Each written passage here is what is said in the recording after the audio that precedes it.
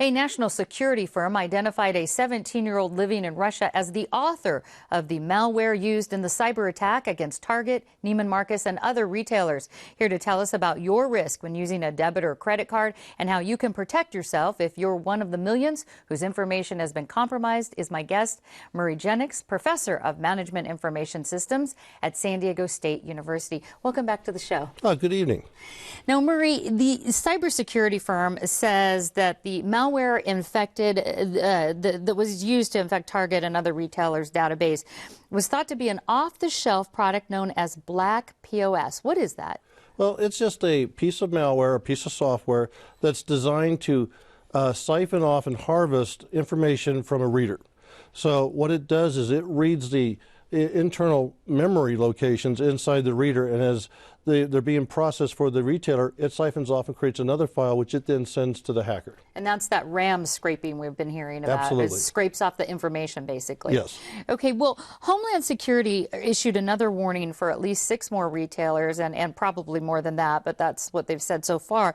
With so many countries and individuals involved in this, wouldn't it be kind of difficult for scammers to get this information or sell it on the black market? Well, actually, I think it's almost just the opposite. Right now, they're selling it anyway on the black web, the dark web, which we don't even see. And they're actually advertising for people who can help them decrypt the information, because the information they got was encrypted, which is why it hasn't been used already. So there were credit card numbers and but also personal information, but that was all encrypted?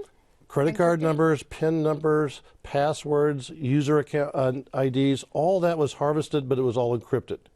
So they haven't been able to decrypt it to use it yet. Well, aside from not using our debit or credit cards for quite a while, how can a consumer protect themselves right now in the fallout of this? Well, right now you need to be keeping good records of what your transactions are, so that if there are some questionable ones that come up, and they may come up not just now, but a year from now, because this data is going to be out there and they're going to be trying to use it. And it may take them a year to where it actually is usable. So you're going to need to keep good records. You're going to need to print off your monthly receipts and all your transaction accounts. Also, you need to be aware of the emails you're getting. Now, because we're more aware of it, we're getting a lot of phishing emails and also spear phishing emails. And these are very official looking emails that say, hey, if you want a year of free credit protection, click here. I've even seen some with banks on a false bank saying, oh, click or download this information. How can you tell the difference between if it's a legitimate email trying to protect your information or if it's a scam? Well, there's 2 very important things I look for. First off, if it's addressed to dear customer or dear guest. The bank or the retailer knows your name, so they would send it directly to you. The second thing is if it ever asks you to download or click on a link, it's fake. The bank would ask you, and so would the retailer, they would ask you to log into your account and then do whatever it is from there. They will never ask you to download or click on a link. So if you get one of those emails, perhaps call the either the bank or the credit card company and let them know? You can, but they're going to be getting thousands of millions of them, so you might as well just delete it. Okay. Is there any indication that Social Security numbers were involved in this? Not yet. So far, we haven't heard anything of Social Security numbers being revealed. Okay. There's already class action lawsuits being filed, I understand, and I'm guessing other banks and credit card companies will try to recoup some of this money. What is Target's liability in all of this? It may not be all that much. If they are doing the standard practice, and there is a industry organization that is in charge of payment cards that put out the requirements to use a payment card, if they were doing what they said you needed to be doing, then they have done their reasonable due diligence. And because of that, they may not be liable for much at all. If they're doing the standards of practice. Yeah. Is it possible for Target and these other retailers to protect themselves against this kind of hack or something worse in the future? It is, but not the way we've been doing it. We've been focusing on perimeter defense, where people are trying to get into your network through a firewall and other things. So we're familiar with that.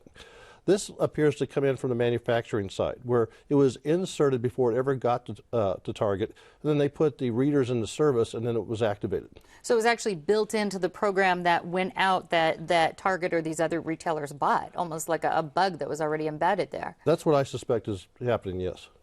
It's happened before.